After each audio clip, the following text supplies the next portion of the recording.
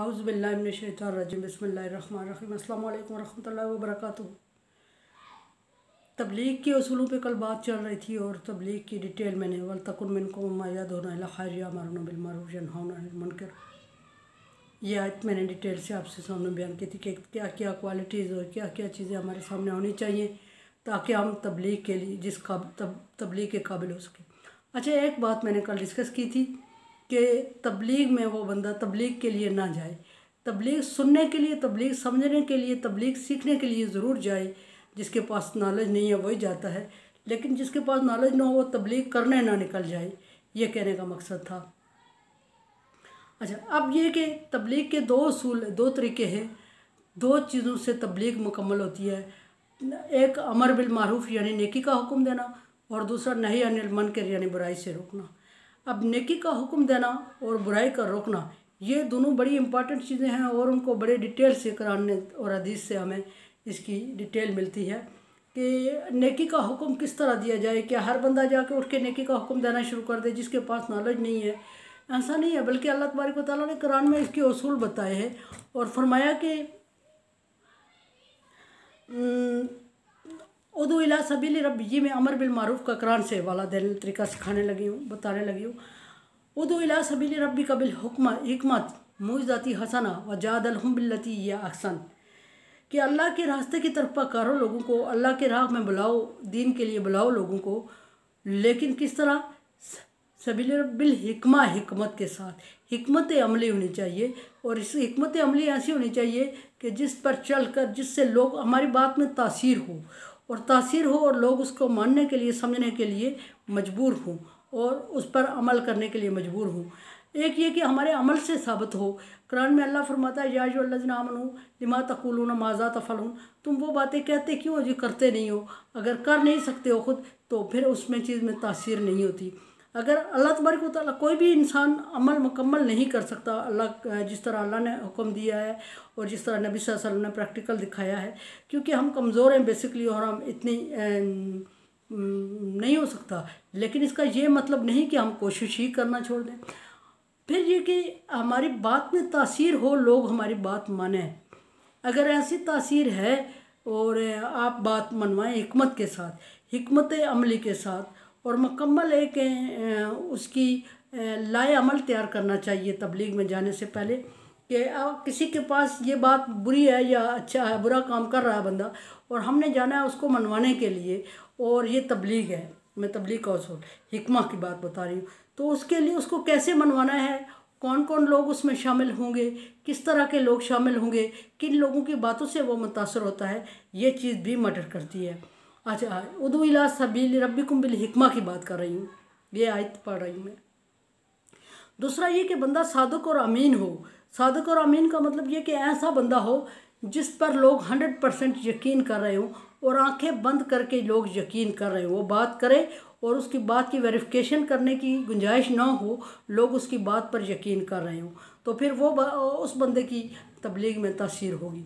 और ऐसा अमल हम करें कि जिससे लोग हमसे मुतासर हों और हमारी बात को 100% छोटी के साथ माने, और छोटी के साथ माने और हमारी बात को उनको वेरिफिकेशन की ज़रूरत ना हो। और जो बात हम कह रहे हैं, जैसे कि नबी सल्लल्लाहु अलैहि वसल्लम ने तबलीग का हुक्म नबी को हुआ वन्ज़िर अशीरतिकल अक़रबीन, कि अपने करीबी रिश्तेदारों को अल्लाह के खौफ से डराओ।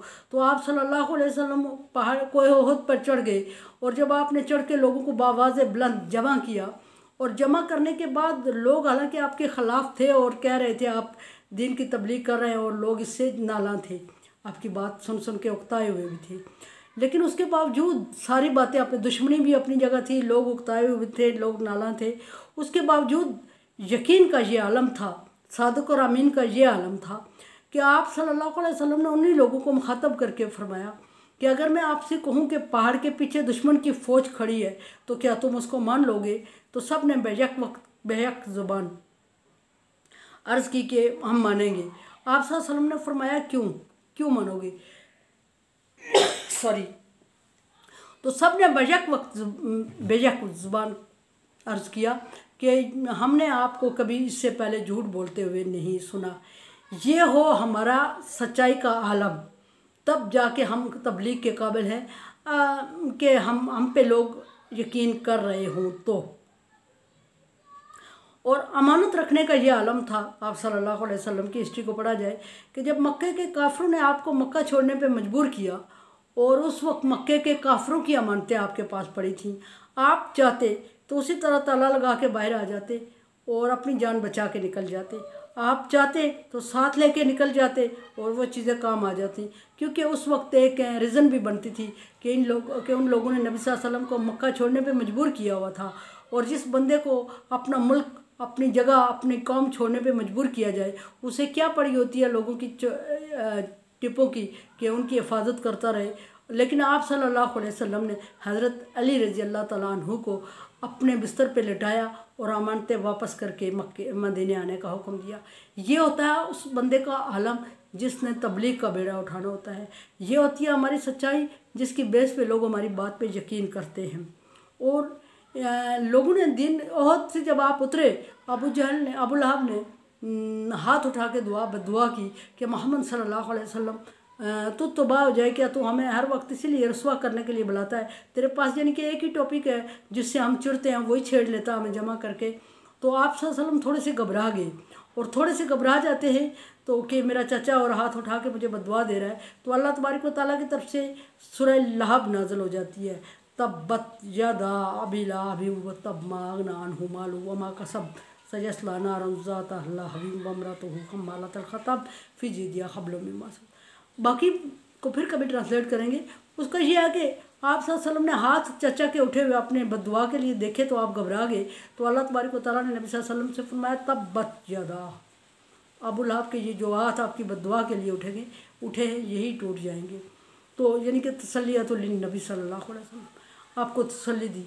और ये था कि दीन मानने से उन्होंने इनकार कर दिया, बदुआएँ दे के रुखसत हुए और आप सल्लल्लाहु अलैहि वसल्लम को परेशान और खौफजदा किया। लेकिन आपको ये नहीं कहा कि तू झूठ बोलता, हमें तुझ पे यकीन नहीं है। उन्होंने कहा कि हम तुझ पे यकीन करते हैं इसलिए कि तूने अभी तक कभी झूठ नहीं बोला।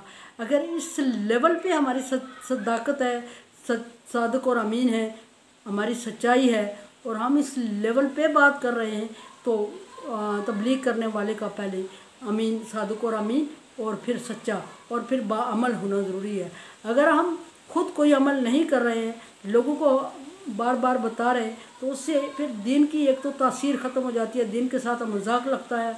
एक लोग हमारी बात पे यकीन नहीं करते, और दूसरा ये कहने लगते हैं कि ख़ुद किसने कौन सा अमल किया हुआ जो हमें बता रहा है। ये सारी चीज़ें मद्देनज़र रख के तबलीग के उसूलों को, ये मैंने सिर्फ आयत का हिस्सा बताया है।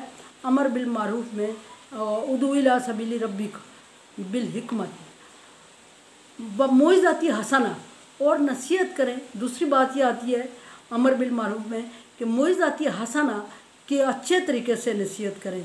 लाख आपको दूसरों से शिकायतें हों, लाख दुख हो, लाख दर्द हो, लाख बेइज्जती महसूस कर चुके हों, लेकिन लोगों के सामने जाएं तो खंदा पेशानी से और अच्छे तरीके से जाएं।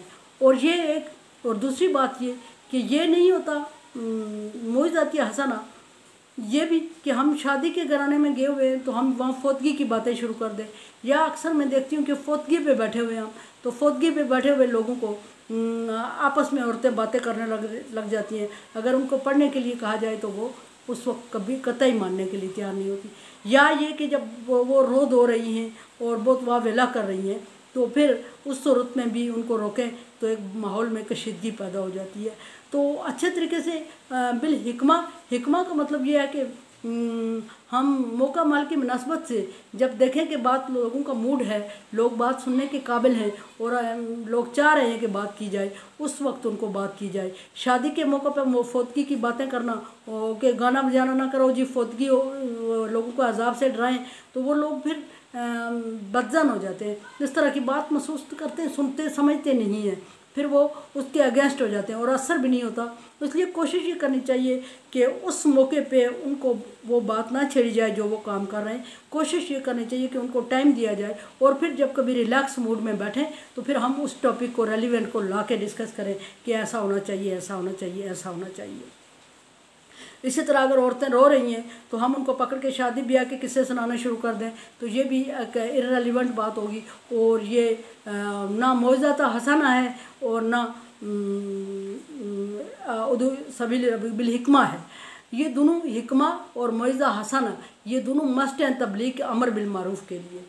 और मौइज़ा हसना और बिल हिकमा अगर हमारे पास नहीं है तो फिर हमें तबलीग का अमर बिल मारूफ़ हम शुरू ही ना करें, क्योंकि अमर बिल मारूफ़ के लिए अच्छा एक ये भी कि खुशखबरियाँ सुना के लोगों को ज़्यादा पहले कायल करें। हम लोग शुरू होते हैं तो पहले अल्लाह के अज़ाब से डराना शुरू कर देते हैं, तो इससे लोग डर जाते हैं और खौफज़दा हो जाते हैं और लोग सुनना ही पसंद नहीं करते। सो कोशिश किया करें कि पहले खुशखबरी दे के, मौइज़ा हसना का मतलब यह है कि अच्छे तरीके से नसीहत करें और उनको खुशखबरियाँ दे के कायल करें। अच्छा तीसरा जो है अमर बिल मारूफ़ का ये दो असूल मैंने बताया, बिल हिकमा, दूसरा मौइज़ा हसना, तीसरा बताने जा रही हूँ जहादल हम बिल्लती ये अहसन, और उनसे झगड़ा करो अच्छे तरीके से। अब जहाँ सवाल ये पैदा होता है या ये मसला थोड़ा सा उलझाने वाला है। जादला का मतलब होता है झगड़ा करना।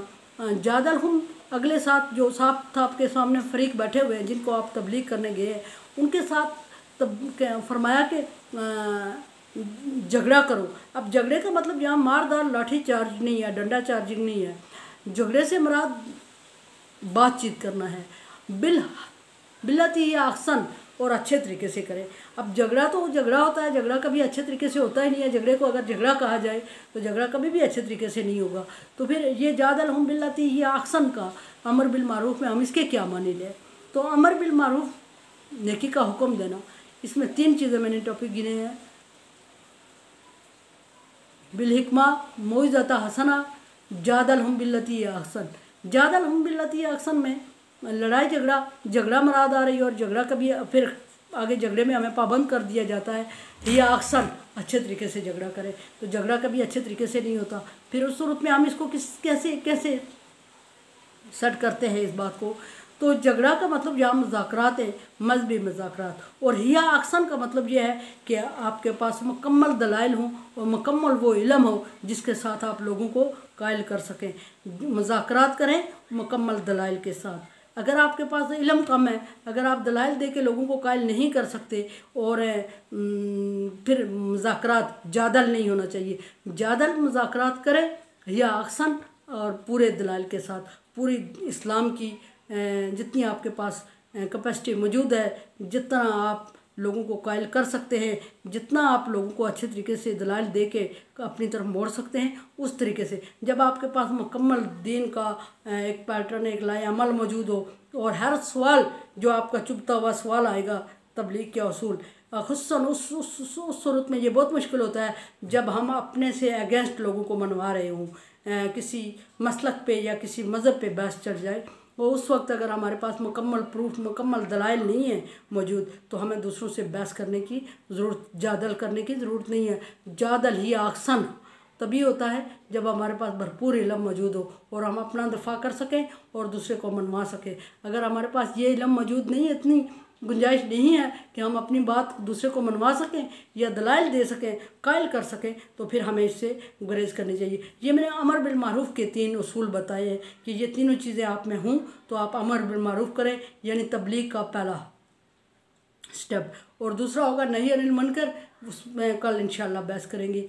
और कोरोना वायरस से बचने के लिए कोशिशें करें और अल्लाह से दुआ भी करें, और मेरे लिए दुआ करें। ला खौफुन अलैहिम वला हुम यहज़नून। मेरे चैनल को सब्सक्राइब करें और इसको कामयाब बनाएं। मुझे आपसे उम्मीद है कि आप मेरे साथ तावन करेंगे, और like dislike as you like. अल्लाह हाफ़िज़।